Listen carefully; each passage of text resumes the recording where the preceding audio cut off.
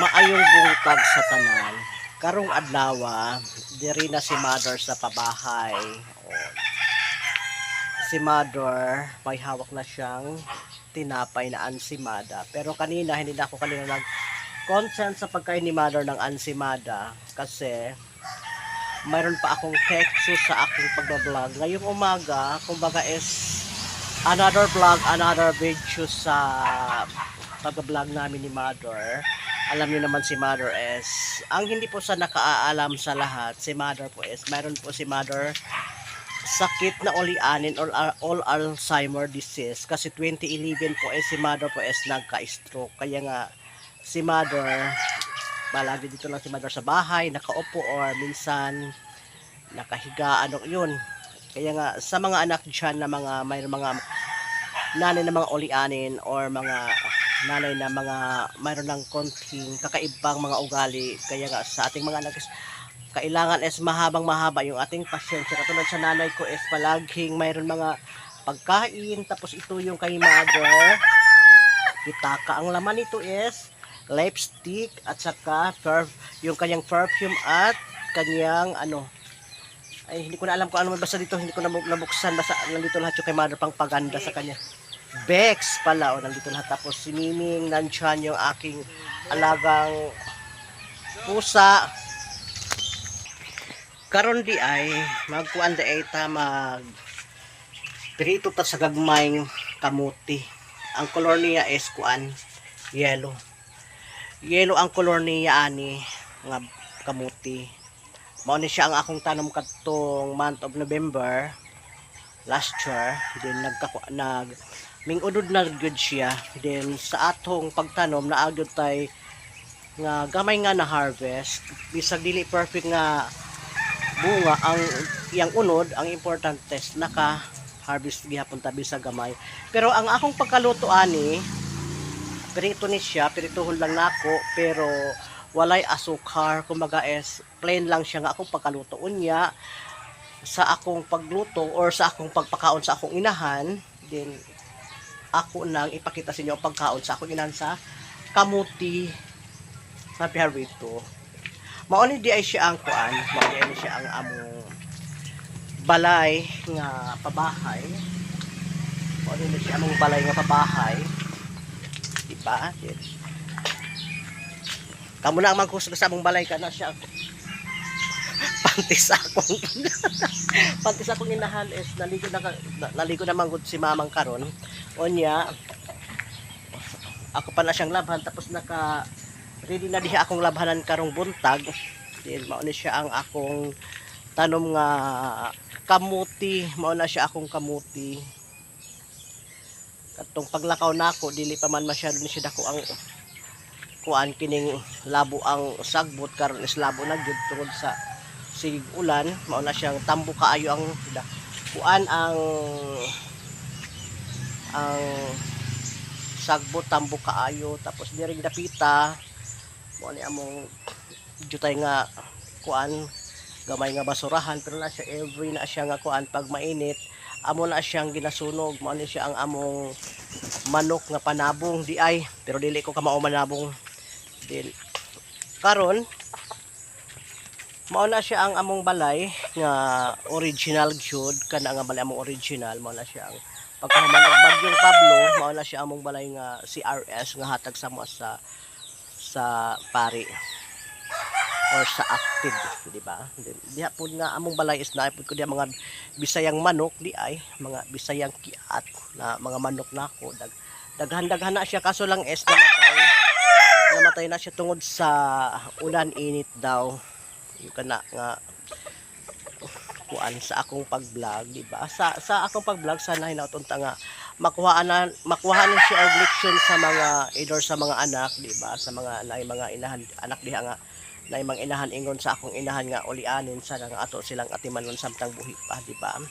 Din karon magluto na to sa atong magdito sa taog kuan kanang kamuti. Din kuan tapos pagkalutuan na is pakita na ako sa pagkaon sa akong inahan. Mao lang na siya ang atong kuan karon, ang atong video or sa atong vlog sa pag-uwi ko sa aming probinsya ngayong 20 din. First, kumbaga is another vlog namin ni Mother, di ba?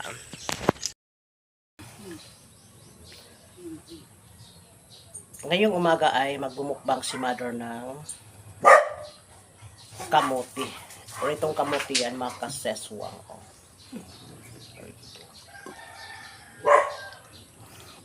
Fresh from the farm.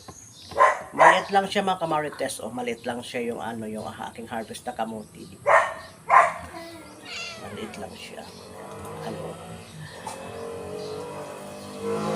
Mag-shoutout po muna para tayo sa ating mga friends in Mighty House. Shoutout po sa inyong lahat, kamarites. Mga seswang. Sabayan natin si Mother sa pagkain ng maliit na kamuti.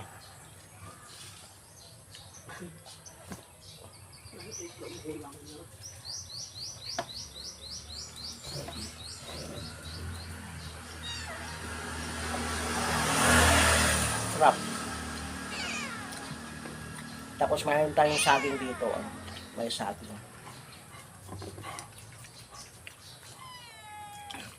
Si Smarting Burak Hilaw, Dairy Chu, Dainit, Ma'am Chi Hanabon, Ma'am Belma, shout out. Dun sa FB na mga friends ko, shout out po sa inyong lahat. Maayong ugto sa tanan sa inyo sa akong taga-subaybay sa akong vlog. Nakaredy na ang kanon o ang sudan sa akong inahana asya'y kuan kanang paksiw nga isda og naapod siya'y kanang kuan kanang pasayan nga isrim kanang gagmay kana siya kanang unsay tawag ana sa Tagalog kanang kuan kanang maliit na pasayan, nakalimutan ko ano unsay Bisaya ana. Karon di ay bago tayo naligo. Nahuman karon lang tanang manok kaligo kaya ang bayot nakaano siya murag Bombay di pa. Murag gwapa kaayo ang bayot karong hapon na. Nagpractice tag Bisaya sa pag-vlog, di ba? Kasi paulit-ulit yung ating Tagalog sa ating content. Karong hapon di ay magpakaunta sa atong inahan. Nangita sa ako sa kuan sa kadtong akong gamay nga tripod. Ay di ana di sa ilalom oh. Natago di na ako dili ang gamay nga tripod na ako mga kaseswa. Karong takna ambot ko unsa nay oras.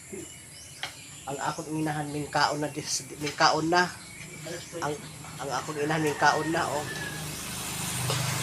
Tungod kay lami kaayo ang iyang sudan mga kasiswang, lami kayong sudan sa akong inahan nga no. Ano yan Mother, yung maliit na pasayan, maliit na pasayan din. Kini na ano siya tubig nga kuan, ininit ni siya mga kasiswang, naapod ni siya ginger. Oh, kanang luya akong gibutangan og luya nga ano tungod kay natakdan man ang akong inahan sa akong sipon og trangkaso man na siya akong pud siya gibutangan og ginger or luya karong hapon kahapon pud si Mother nagkasakit sa iyang sipon og trangkaso ako pud basin mag-ingon pud nga nag-atik-atik lang ko nga walay ginger na ay sa ginger para dali ta maayo di ba. Kaya nga, sa gustong sumabay sa pagkain namin ni Mother, sabayan din si Mother sa pagkain ngayong hapon na kasi suwang lipa. Karon, kaya nagkaon si Mother, ako po, maghigop-higop po o maligam-gam nga tubig. Tungod kay, nagkasakit man ta, di ba? Need po ta mo, higop po init na tubig para sa maayo na ta sa atong sakit nga trangkaso or nagkasipon tayo, di ba? Sarap lang ulo kain ni Mother ngayong tanghalian, di ba? Tapos ako ang ganda ko ngayong tingnan kasi bakit para tayong Bombay, di ba? Then sana na subaybayan para ninyo kami sa aming vlog ni Mother, di ba? Ito pala mga kaseswang is ano yung dry hipon, isa to sa masarap ito sa ano sa mga pritong itlog. Ito siya, linagyan ko siya ng isang pirasong itlog. Hindi ko sana sa pagkita yung pagluto ko kasi alam naman niyo sa pagluluto is hindi naman lahat kailangan ipakita lahat kasi sa lahat po na magluluto is kanya-kanya po tayo ng style, di ba? Kanya-kanya tayo ng style. Kaya yung iba is pinapakita yung pagluluto, sa akin hindi na kasi meron po tayong mga kanya-kanyang luto. Karong hapon is tapos na si mother kumain. Hindi na ubos ni mother yung kanin at saka yung ulam. Kaya nga, kasi may sakit si mother no. Pagkatapos ko ng trangkaso, siya naman yung pumalit nagkaubos si mother. Kaya nga, nang dahil po sa siguro sa situation ng panahon sa aming probinsya na ulan, init, di ba? Yun. Abangan na lang niyo ang next video ko. Karon magpadayon ta sa atong vlog karong hapon. Tungkol kay si mother nag-request ako nga magkape daw siya karong hapuna. Naka-ready na iyang kape. Hindi.